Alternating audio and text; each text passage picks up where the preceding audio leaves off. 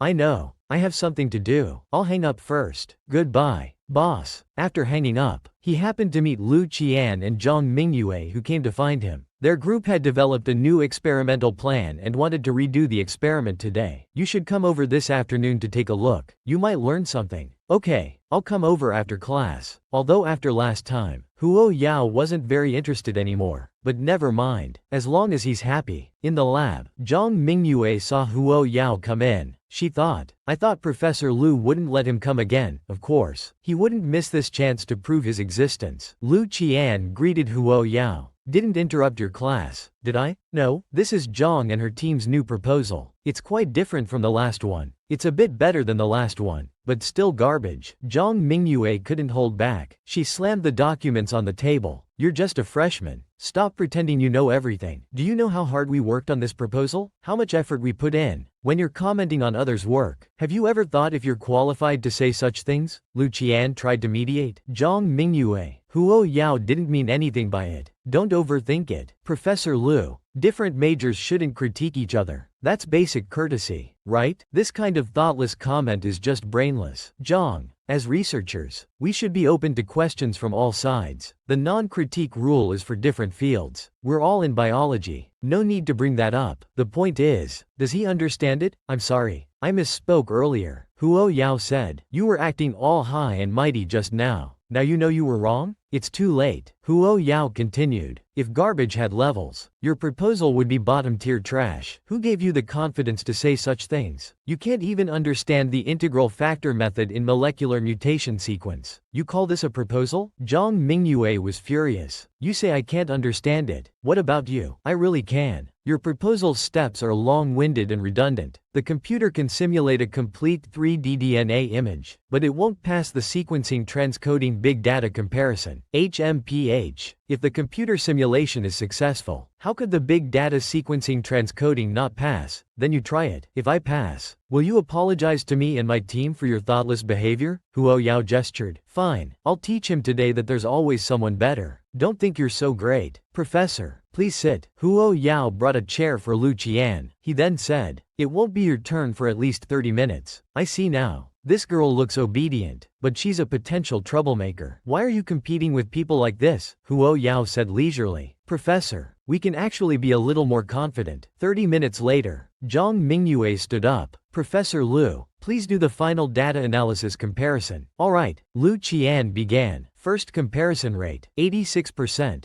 Zhang Mingyue said confidently. I told you this proposal couldn't possibly have problems. She turned to Huo Yao arrogantly. Apologize. Huo Yao scoffed. You think 86% is worth bragging about? I thought 100% was considered successful. Lu Qian looked confused. Wasn't this troublemaker just playing on his phone? How did he know the rate was 86%? Nobody had mentioned this number. Are you just a sore loser? If you don't want to apologize, just say so. What's this about 100% success rate? Which simulation experiment succeeds on the first try? Are you joking? Oh, so that's how you explain away poor performance. I've learned something. Lu Qian thought. Little troublemaker. Say less. If you're so amazing, why don't you become the top scorer in the college entrance exam? Surely such an experiment would be child's play for you. That's a different matter. Your senior is right. Huo Yao interrupted Lu Qian's attempt to mediate. How could I, a top scorer, be stumped by such a lousy experiment? HMPH. Still pretending not to look at my experimental inference. No need for pen and paper. He thinks he can build a 3D model in his head? A few taps. Is it done already? How else should it be? When Zhang Mingpeng was making the 3D image, it took at least half an hour, right? How long has it been for him? 3 minutes? What kind of monster is this? Zhang Mingyue looked at the computer in front of her. Can you show some real skill? Stop pretending all day. No one here is a fool.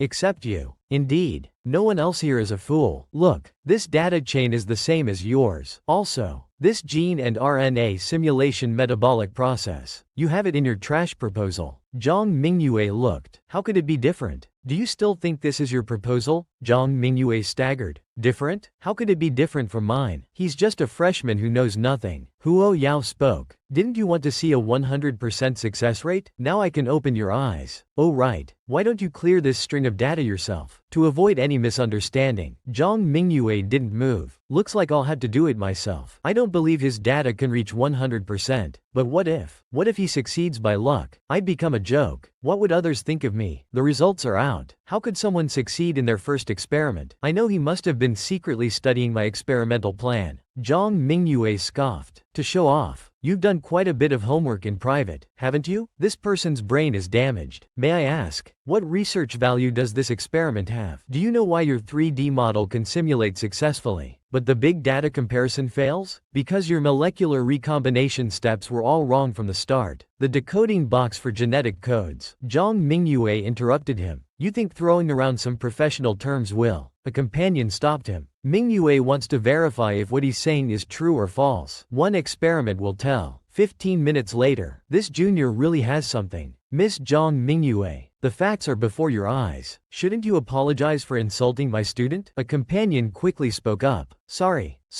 Professor Liu. We were just too anxious about the experiment. I apologize to the junior on Mingyu's behalf. Junior, we're really sorry. Huo Yao remained indifferent, only asking if they wanted to continue today's experiment. Let's leave it at this for today. Teacher, shall we go then? Seeing Lu Qian hesitating to speak, Huo Yao directly said, if you have something to say, just say it. The data in that script on my computer a few days ago, you actually know all those software, don't you? A little bit. Although I don't know what issues you have with Zhang Mingyue. Try to avoid her in the future. Zhang Mingyue is the favorite student of Director Qi. Director Qi has quite a temper. What a coincidence. I have quite a temper too. Teacher, I'm leaving now. Then Lu Qian met someone. Seeing him looking worried, he asked, Professor Wang, what's wrong? Don't mention it. Director Qi says some of his research materials have been tampered with. He threw quite a fit. Who would dare touch his things? Yeah, who would dare provoke him? Looks like he's just using this to intimidate everyone. Never mind, he's gone. Then Lu Qian came to Professor Zhao's office. Professor Zhao asked him to sit down. I just found out that your research funds have been reallocated. It's okay. Director Qi said he'll return it when the funds from above are allocated. Maybe not. Lu Qian was stunned. What do you mean by, maybe not? The institute's intention is not to allocate funds to you for now. When the analysis really needs it, apply to the higher-ups. So our department's research funds for this quarter are also withheld? I'm sorry. No, this has nothing to do with you. But I have a project here. You can take a look. Your analysis has been stagnant for long enough. It's time to use some fresh projects to get things moving. Professor Zhao, thank you. On the other side, Fang Chen's subordinate handed something to Huo Yao. Miss Huo, the herbs you requested are ready. Please check them. All right, Huo Yao said. I'll take the herbs back to refine. Come to the school at this time tomorrow to get them. Miss Huo, you know how to refine medicine? But I said I would. If there's nothing else, I won't bother you anymore. At this moment, Minyu, who came to pick up Huo Yao, arrived and asked, someone's looking for you? You should have some impression. It's Fang Chen's secretary. What did he want from you? To deliver money. Minyu thought smugly. No wonder she's in such a good mood. Am I not worth more than that person's little money? They walked in silence. Huo Yao thought, is this guy on his period? Why are his emotions so up and down today? Just as she was about to go wait in the living room, Minyu put an arm around her shoulders. You wash the vegetables. I'll cook. Huo Yao put on gloves. Ah, the things I do for a free meal. After washing the vegetables, Minyu spoke again. I have a package in the locker outside. Can you help me? My phone is in my pocket. It has the pickup code. My hands aren't clean. Can you get it? Caught off guard, Huo Yao went to the delivery locker. Suddenly, the phone started ringing. Just as she was about to answer, she suddenly realized this was Minyu's phone. She ignored it, letting it ring on its own. Returning to Minyu's doorstep, Huo Yao saw a strange woman standing there. Are you here to see someone? Huo Yao was about to ask. The woman thought, so this is the girl who looks down on my son. Has she already snatched him? Then she answered, I'm looking for Ni-er. And Ni-er? Are you sure you're not at the wrong place? Ah, isn't this C block? Unit 101? This is a block. C block is the row behind. I'm sorry. It's my first time here. I didn't notice. Thank you. Little girl. Auntie will leave now. She got in the car. The woman was still thinking about how pretty the child was. She seemed to have a gentle personality too. No wonder she looked down on my son. If it were me, I'd look down on him too. Seeing Huo Yao return, Minyu asked, picking up a package took so long? Met someone at the door who got the wrong place. Chatted for a bit. Oh right, someone called for you earlier. Someone who got the wrong place. Minyu glanced at her phone. Let's eat first. After the meal, I put the dishes in the dishwasher. I'm heading back now. Got work to do tonight. What work could you have? You don't understand the struggles of a working person. I'm off to lay bricks at home. But inside, she was crying. She accidentally saw the bank message pop up on his phone earlier. That balance was truly humbling. This little money grubber. After opening the package, Minyu dialed the missed call. Uncle, where did you get this thing you sent me? You figured it out so quickly.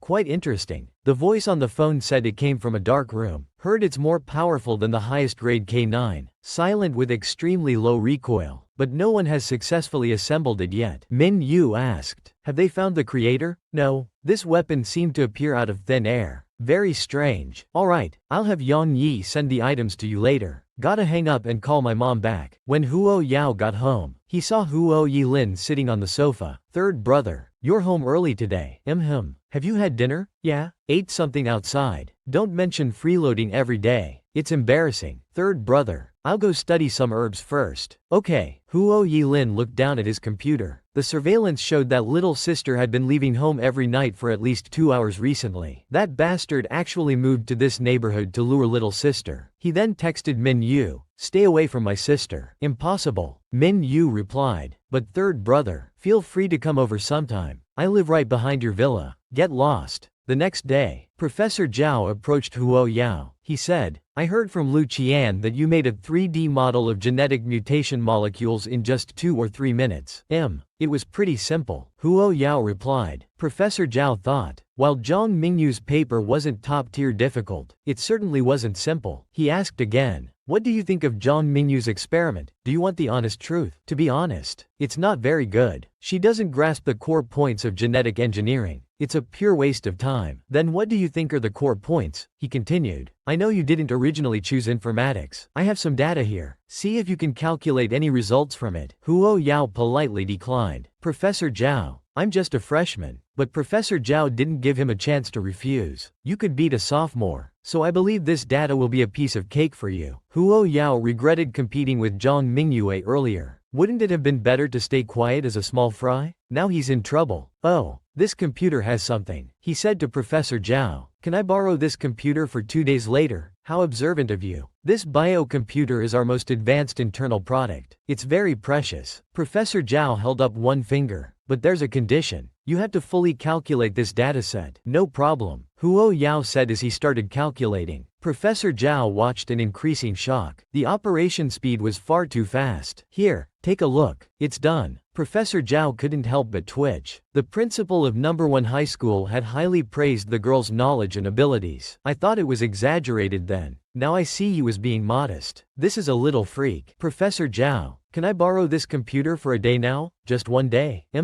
I'll return it to you at this time tomorrow. Go on. I have things to do. I won't keep you. Oh, and there's some quantum data on my computer. Since you're researching anyway, Why don't you analyze that too? Ah, is it too late to return the computer now? As he was leaving, Huo Yao ran into Director Qi and Zhang Mingyue. Director Qi was surprised to see the computer Huo Yao was carrying. Professor Zhao's computer. He turned to Zhang Mingyue and said, "That girl just now. I remember Lu Qian took her to observe your lab. How did she perform?" Zhang Mingyue lowered her head and said, "A freshman who doesn't understand anything." The two arrived at the office. Director Qi asked her, "You've changed all the core points in this version of the paper." "Yes. My group and I reviewed the journals from the past 2 years. Your approach to decoding genetic codes is quite interesting. It's indeed better than before. If you submit this paper, it has a high chance of passing the initial review." Zhang Mingyue was filled with dissatisfaction. "Last time when I submitted my thesis to the professor, he wasn't this excited. I should be happy that my thesis is being praised." But thinking about the core source of the thesis, Huo Yao only casually mentioned an idea that day and listed some data. "The one who actually researched and wrote the thesis was me. I'm the one who deserves the credit," Zhang Mingyue told herself. After Huo Yao came out, he met with Fang Chen's secretary. After giving him the medicine and instructing on its usage and dosage, the secretary asked as he was leaving, "Are you going back to school for class now? Or somewhere else?" "It's fine. I don't need a ride. I have a car coming to pick me up." Huo Yao said goodbye to him. "Although the security in Beijing is good, you still need to be careful. Thanks for the reminder. No need to be polite. I'll be going now." As Huo Yao was waiting by the roadside, suddenly a van approached. "Come with us." "Who's looking for me?" Huo Yao asked. "Song Juren. Stop wasting time. We're doing this for money. Be smart and come with us. Save yourself some trouble." "Alright, let's go quickly then." Huo Yao directly got into the van. The tattooed man was confused. "Who's the kidnapper here? Why is he so willing?" "Whatever, let's go quickly." In a while, Cheng Ming came to pick up Huo Yao. Another day to see the young miss. How exciting. But after waiting for half an hour, Huo Yao didn't come out. Cheng Ming thought, something's not right. The young miss is always punctual. If something came up, she would definitely notify in advance. "Let me try calling." Huo Yao's phone in the car started ringing, but the tattooed man snatched it away. Huo Yao warned, "I advise you to let me answer the phone. Otherwise you'll be in big trouble." "Are you telling me what to do?" The tattooed man hung up directly. "Little girl, don't be so naive." Huo Yao sighed helplessly, rarely wanting to be a good person, yet someone doesn't believe it. It's really hard to convince with kind words. Seeing the call being hung up, Cheng Ming knew something must have happened to the young miss. If the young miss has encountered the Huo family's business enemies. No, we can't let the tragedy that happened to the third young master years ago repeat itself. Go check the surveillance footage at the school gate today. The young miss is about to go missing. In the car, there might be someone with a flower tattoo. You guys are taking money to do a job, right? What? At this time you want to give us money to let you go? Huo Yao sneered. Me giving you money? Dream on. Well, don't tell me you want us to give you money? That's not impossible, as long as you play nice with us. Maybe. Before he could finish, Huo Yao grabbed the driver's neck from behind. The tattooed man saw this and was about to hit her. "You bitch. Do you not want to live?" Huo Yao grabbed his fist with her other hand. "You want me to give you money?" The two were scared stiff. "No, we don't want it." "Oh, that's a pity. We'll give you all the money." "Young Master Song, we won't do this job anymore. Just please, make this crazy woman get out of the car." Huo Yao smiled. "How could I do that?" "No, no, no. You must take it. It's our fault. We don't deserve the money." Huo Yao happily got out of the car. When they arrived at the Song family's place, the two ran away in a flash. Looking at the departing car, the butler was confused. Didn't the young master tell them to bring the person in and then take them away after it's done? Why did they leave just like that? He asked Huo Yao. "You're Miss Ning's daughter, right? Come with me." Huo Yao thought, "I want to see what the Song family is so persistent about finding me for." "Young master, the person has arrived." He threw another pair of slippers for her to change into. Huo Yao didn't even look and walked straight in. "Didn't I give you slippers? Why didn't you change?" "Oh, I don't like them. Don't you understand?" "Never mind. Young master, he's just your uncle. He can't make it back for now. You can meet him another time when he's free." He then pointed to a doctor and introduced, "This is Dr. Hu. The reason we invited you here today is nothing else but to take a blood sample. Your grandfather is very ill now and needs a bone marrow transplant. Close relatives have a higher chance of successful matching." Huo Yao mocked. How come your Song family, with such a big business, can't find a match among so many people and need to kidnap an outsider for blood typing? Your mother is the eldest daughter of the Song family. She ran away from home for many years. Now that her father is sick, shouldn't she fulfill her filial duty? You're the daughter of the eldest miss. Naturally you're half a Song family member. What if I don't agree? You don't have a choice. Doctor Who also came over. Don't be afraid. It's just drawing a tube of blood. It won't hurt. A basin of water was poured over their heads. The tattooed man and his companion woke up startled. Who are you? Cheng Ming pulled out a gun. You only have one chance. I remember now. That girl is in the Song family's eldest young master's villa, the one by Clearwater Bay. Useless. Cheng Ming ordered his subordinates. The subordinate in the car replied, Brother Cheng, those two thugs' hands had been dislocated before we got there. They had been beaten up. Ignore them. Let's go pick up the young miss first. We'll deal with the rest later. At this moment, Huo Yilin's phone rang. Cheng said, Sister, hasn't she come home from school yet? The young miss seems to have something to do today. She said she'd come back home later by herself. After hanging up, Huo Yilin thought to herself, Sister must have been taken away by that bastard again. So she dialed Minyu's number. Where did you take my sister? She's not with me. Minyu replied. She hasn't come home. After getting the answer, she dialed Huo Yao's number. The phone responded. Sorry, the number you have dialed is powered off. Please try again later. Mom, I have an urgent matter. I have to go. Minyu stood up and left. Yang Yi, check Huo Yao's current location. Yes, Miss Huo, I'll check right away. On Huo Yao's side, looking at the two people lying on the ground, she thought to herself, next time I should bring protective gloves when beating people up. She glanced at her phone again. I messed up. My phone is dead, and I didn't bring any cash. In this remote area, I can't even get a taxi. What should I do? With a screech, a car stopped in front of her. Minyu, Huo Yao exclaimed in surprise. Minyu didn't say a word. He walked over and hugged Huo Yao tightly. After getting in the car, Huo Yao tried to appear calm, but her face turned bright red. Brother Cheng, should we still follow them? Seeing that it was Minyu who picked up Huo Yao, the considerate Cheng Ming said, No need. Let's go back directly. Minyu took Huo Yao straight to his own home. In the car, Huo Yao spoke up. This isn't my house. Get out. Minyu's face was gloomy. Huo Yao thought to herself, this person looks a bit dangerous today. Better not provoke him. Seeing her not moving, Minyu said, or should I carry you? Don't be ridiculous. I have hands and feet. You don't need to come in with me. Huo Yao was confused. He was really strange today. Sitting on the sofa, Minyu gestured at her hand. It's just a small injury. Don't speak. Strange. Why is my heart suddenly beating so fast? After applying medicine, Minyu instructed, don't let it get wet for the next 2 days. Seeing Huo Yao touch her chest, he asked, what? Did you get hurt on your chest too? Huo Yao blushed deeply. No, you're quite capable on your own.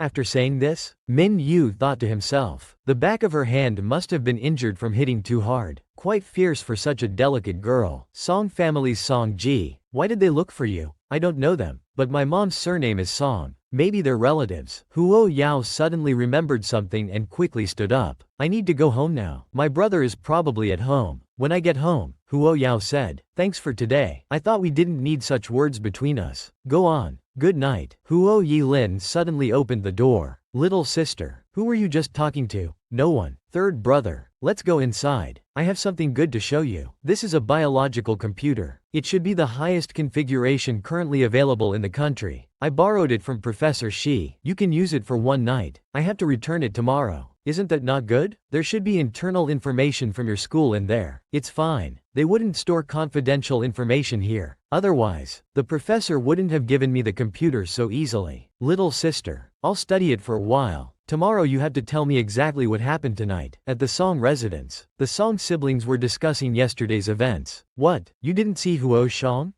Last night was strange. I left the matter to Uncle Wang and Dr. Hu. As a result, their vocal cords are fine, but they can't speak. Their hands are broken. Although they've been set, they can't write to tell us what happened for the time being. We can't contact the 2 thugs sent to catch her. The surveillance in the villa has also been deleted. Don't think too much about it. Big brother, once Manager Wang and the others recover, everything will become clear. He continued, by the way, I went to see Dad at the hospital today. That Mr. Fu from the Pharmacist Association is really amazing. Dad's health indicators have basically stabilized after taking his medicine. If we can hold on for 2 months until we find a matching bone marrow, it should be fine. The most important thing now is to find suitable bone marrow. I know. Once I finish the work at hand, I'll personally go invite Big Sister back. On the other side, Cheng Ming reported yesterday's events to the general manager. Changfeng angrily said, "Bah, who does the Song family think they are? Fortunately, the young miss is fine. I'll take her to school today. Her condition seems the same as usual." But Changfeng said, "How do you know if the young miss is hurt inside? What if she's just pretending to be strong? I think the young miss isn't someone with weak psychological resilience. I don't want what you think. I want what the young miss thinks." Cheng Ming tried to ask, "How about I grab that Song guy and bring him here? To strengthen her psychological resilience." Grab what? This is a civilized society. Watch your words. Damn it. Keep a low profile. Oh, there's one more strange thing. Last night, that Min guy picked up the young miss before us. But according to my later investigation, the young miss left on her own, and the Song family's butler and doctor are now in the hospital. Could it be the young miss who did it? Huo Yao sneezed. Professor Zhao asked, "How long did it take you to analyze the quantum data?" "I've been working on it since I got back from school yesterday." Professor Zhao thought to himself, "Let's pretend I didn't notice he's not telling the truth." "Do you know what this data is used for?" Huo Yao shook her head. "Our research institute is developing an anti-cancer drug. This data is used in one of the molecular mechanics analyses." Huo Yao said, "Ah, you shouldn't tell me such confidential information." Professor Zhao asked with enthusiasm, "Student, are you interested in joining my research group?" Huo Yao shook her head. "My interest doesn't lie there." Remembering what Lu Qian had said before, Huo Yao's initial major wasn't bioinformatics. She was transferred here. Professor Zhao said to Huo Yao, "If you want to earn other analyses, I can." Huo Yao quickly replied, "It's not about the major. It's my personal reason. This isn't urgent. You can think about it more."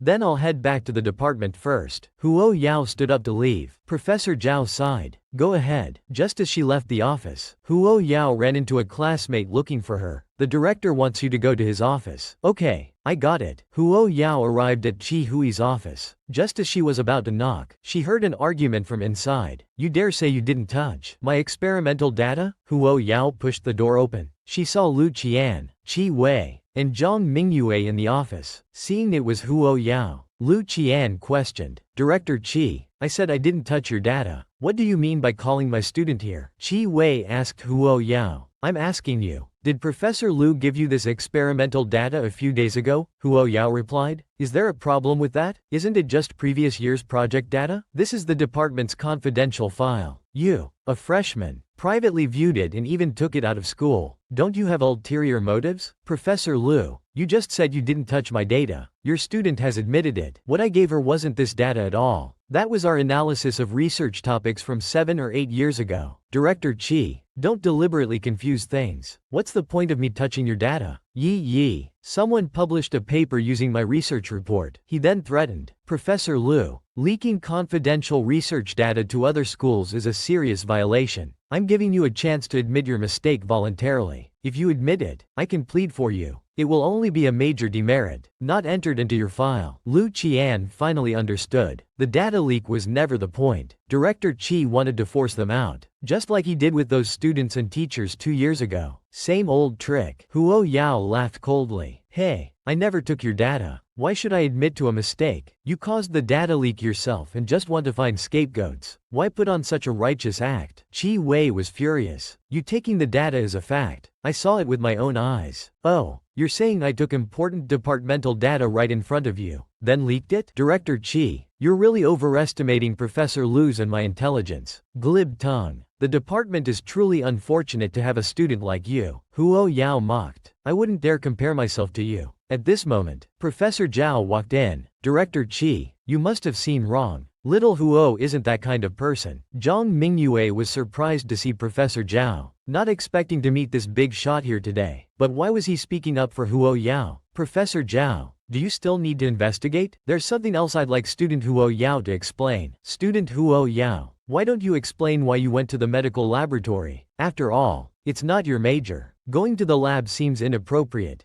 Huo Yao replied. The department has explicit rules that non-major students can't enter the lab. I submitted an application to enter. What's inappropriate about that? Qi Wei wanted to say more, but Professor Zhao stopped him. Enough, Director Qi. It's fine for students to be eager to learn. Don't go too far. Fine. Let's not talk about this. Regardless of whether Professor Liu touched my data or not, is it appropriate for him to casually take confidential departmental data to show students? Our department is about to start a new research project, using previous year's data as reference. Is that wrong too? Qi Wei sneered. What kind of research project could your department possibly have? It's still in preparation. Once we have a plan, we'll report to you. Director Qi, if there's nothing else, don't delay my students' class. We're leaving now. Qi Wei was puzzled by how Lu Qian seemed to have changed. He was no longer as carefree as before. He had become somewhat unsettling. After the two left, Professor Zhao asked Qi Wei and Xiao Huo if he really went to the medical lab. My students can testify.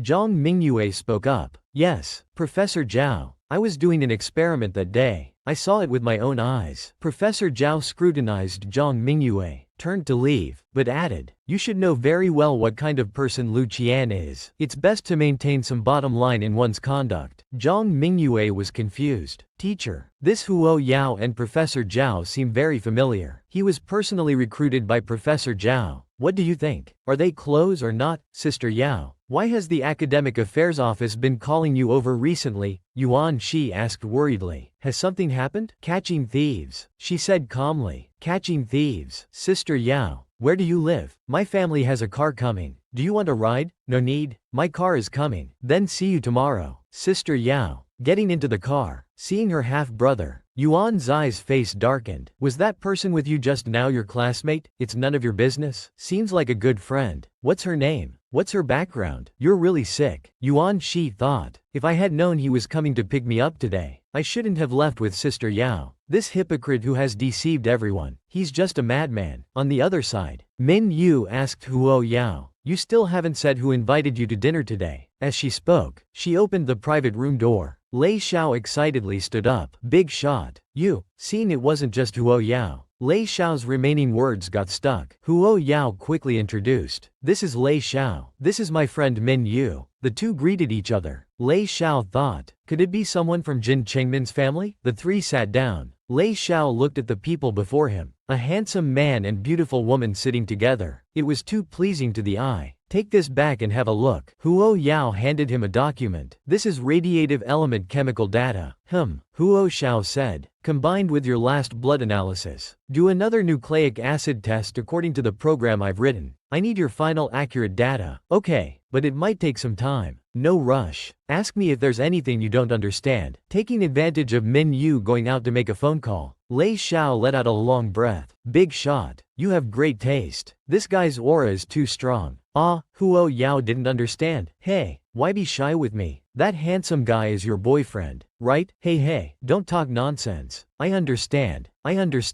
What do you understand? You understand. At this moment, Minyu came in. Lei Xiao said to him, I plan to go back and study the materials early. I've already settled the bill. You two enjoy yourselves. I won't disturb you. Hee. Huo Yao recalled Lei Xiao's words in his mind. That handsome guy is your boyfriend, right? The way he looks at you. Even I, a single dog, felt moved. Minyu grabbed the still dazed Huo Yao and pushed him into the car. I'll take you for a drive. Hold on tight. Suddenly, several cars followed behind. Huo Yao looked in the rearview mirror and asked, your enemies? Minyu casually replied, who knows? Then he made a sharp turn of the steering wheel. The cars behind were in chaos. Seeing this, Huo Yao thought, this guy's driving skills are amazing. Minyu turned his head and asked him, are you scared? A bit scary. Huo Yao continued to pretend. Hurry up. The cars behind are catching up again. It's fine. Someone will clean up. Minyu said. Let's go. I'll take you home first. After dropping off Huo Yao, Minyu called Yang Yi. Who came tonight? Yang Yi said. When we chased after them, suddenly a group of people appeared and caused trouble. We lost them. I guess it's still about that batch of weapons. Tomorrow, you deliver that batch of weapons to Minister Minimum after all. We are citizens of the country and need protection. On the other side, at Song's mansion, strangers broke into Song Ji's villa. Song Ji looked at the intruder in fear. Do you know who I am? If you dare touch a hair on my head, The Song family won't let you off. HMPH. Who does the Song family think they are? I can crush countless pieces of trash like you every day. The intruder raised a baseball bat. Today is just a warning. Don't easily provoke people you shouldn't. After the lesson, Cheng Ming got in the car and took off his mask. The young Mrs. Campus life should be peaceful for a while. The next day, teacher Huo Yao came to Lu Qian's office. Speaking of him, here he comes. Lu Qian stood up and introduced. This is Xiao Huo. Though he's only a freshman, his data calculation ability is very strong. I'm Dai Xie. Tang Jun. Nice to meet you. I'm Wang Jane. The three of us are seniors. Hello, seniors. I'm Huo Yao. Confused. I wondered what old Lu was up to this time. Lu Qian excitedly said, our experimental funding application has been approved. Really? That's great. Teacher, this time, our experimental group, we'll definitely strive to achieve good results. Huo Yao was puzzled. Excuse me, what experimental group? Junior, didn't Professor Lu tell you about forming an experimental group in our major? Hasn't he mentioned this research project to you? At this moment, Lu Qian received a phone call. Hello, Professor Zhao? What's the matter? Oh,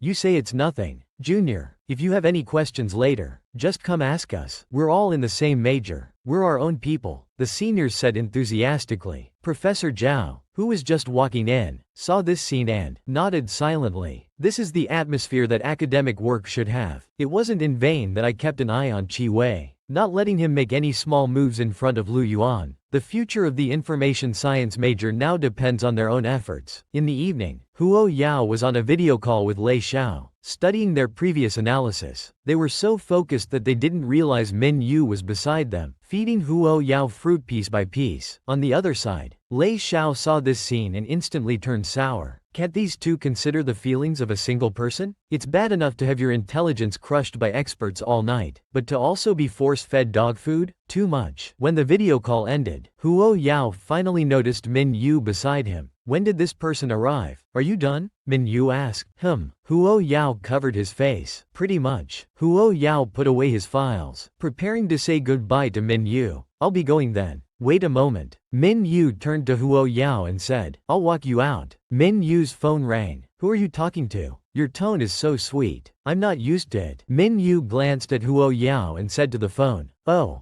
girlfriend. The person on the phone didn't believe it. Didn't you say before that she wasn't interested in you? You're just bragging. It'll happen eventually. I've got to go. Bye. Huo Yao was so embarrassed he didn't know what to do. In his heart, he grumbled, I'd pay a fortune for ears that haven't heard these words. Minyu took her bag. Let's go. I'll take you home. The two walked in silence. The next morning, seeing Yuan Shi different from usual, Huo Yao asked her what was wrong. You seem down today. Yuan Shi was hesitating in her heart. How should I warn Sister Yao to be careful of Yuan Huan? My big brother clearly isn't interested in women, but people he sets his eyes on always disappear without a trace. Yuan Shi spoke up. The security hasn't been good lately. Sister Yao, since you don't live on campus, please be careful when you come and go every day. Huo Yao thought, why do people keep reminding me to be careful lately? I got it. I'm heading to the lab now. Huo Yao said. Huo Yao arrived at the classroom. Lu Qian introduced him. This is our new instructor, Professor Yuan Huan. He will join our experimental group to assist everyone in researching eye systems. I'm Yuan Huan. Looking forward to working with you all. Everyone applauded in welcome. Alright, familiarize yourselves with the equipment first. I'll discuss the research plan with Professor Yuan, the senior student advised. Huo Yao. Biocomputers are a bit different from regular computers. Take your time to get used to it. Don't rush and don't feel pressured. Huo Yao nodded. Actually, there wasn't much pressure. In his mind, he was thinking, which plan could both win the high prize money and not expose my true abilities? Well, better start working. Seeing him dive right in, Wang Jing thought, the junior really isn't familiar with computer operations. But then she gasped, and the other two stood up asking, what's wrong? The three watched Huo Yao's operations in shock, not to mention the speed. He could use it directly without simulated calculations. Is this something a human brain can do? Does he have a computer in his head? After a while, Lu Qian returned and saw the students working with unprecedented effort. Why do they all suddenly look like they've been injected with chicken blood? Yuan Huan noticed that the three seemed to have been influenced by him. Seeing Huo Yao's operation steps were concise and his logical thinking highly expansive. It was a new calculation method. Lu Qian said to Yuan Huan, Professor Yuan,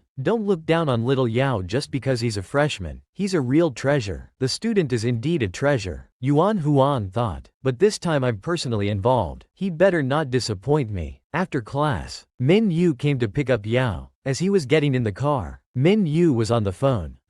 I just picked him up. What's the matter? Just say it. The voice on the other end said, Director Min, we're having network issues here. I wanted to ask for his help. I just sent him a message but he didn't reply. Can you ask him? Then he turned to Huo Yao. Yao, you should be free tonight, right? Yes. We'll be there in 40 minutes. After hanging up, Minyu said to Huo Yao, can you do me a favor? Before Huo Yao could speak, Minyu added, there's payment. Huo Yao smiled. No need for that. What do you need help with? I need you to fix a network issue. Half an hour later, Huo Yao looked at the words, National Security Department, in front of him. Coming here to fix a network issue? The National Security Department. Is this a place where an ordinary citizen like me can easily enter? Let's go. Yang Yi is here to meet us. The three arrived at the network control center. Brother Yu, Miss Huo, we're here. Technician Xiao Zhao said. Young Master Min. Mr. Yang, has the expert you mentioned arrived? This is Min Yu, he introduced. This expert seems too young, doesn't he? But then again, young Master Min isn't one to joke about such matters. Xiao Zhao spoke directly. I'll get straight to the point. Right now, our network is continuously under virus attack. We can't repair the programs fast enough to keep up with the damage. Min Yu said to Huo Yao, don't put too much pressure on yourself. Just do your best. It's fine. I'll treat it as practice. Xiao Zhao thought to himself. According to the law, people who speak so arrogantly usually end up embarrassed. Looking at Huo Yao again, he thought, this isn't ordinary network repair. Then Min Yu spoke. If she can't do it, there's no one else in the country who can solve it. Soon, voices of other colleagues came. Network port A is fixed. Port B is also done. Port C is almost there. Then Huo Yao spoke. Why don't you fix the firewall first? Patching so many holes is useless without it. Xiao Zhao weakly said. It's not that we don't want to fix the firewall, but we can't even access it. Huo Yao smiled confidently. I'll make you a more advanced firewall. Yes,